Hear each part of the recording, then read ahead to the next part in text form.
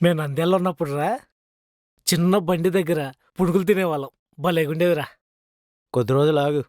ఆ పునుగుల బండేదో మనం పెట్టుకుంటాం. నువ్వు నంద్యాలలో బ్యాంక్ కోచింగ్ అని పీకింది ఇదేనారా? నేనేమన్నానురా, పక్కింట్లోంచి పునుగులు వాసన వస్తుంటే గుర్తుకొచ్చి చెప్తున్నా. ఏదన్నా పని చేసుకోరా పోయి. ఆ బ్యాంక్ కోచింగ్ జాబ్ అని ఎందుకురా టైంపాస్ చేస్తావు? పైగా డిగ్రీ కూడా చదివావు.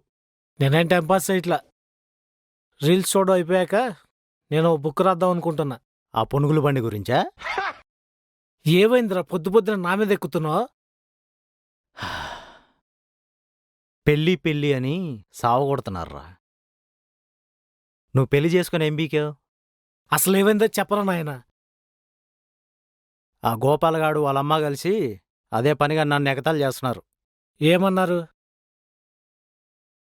పెళ్లి పెటాకులు లేని ముదనష్టపడనంట. ఆ? దాని గురించి వదిలే. తిట్టుకుంటూ తిట్టుకొని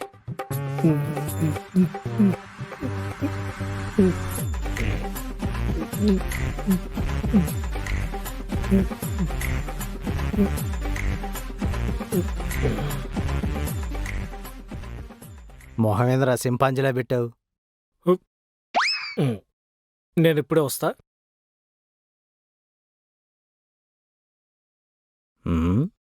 ఎక్కడికి పోతండీడు?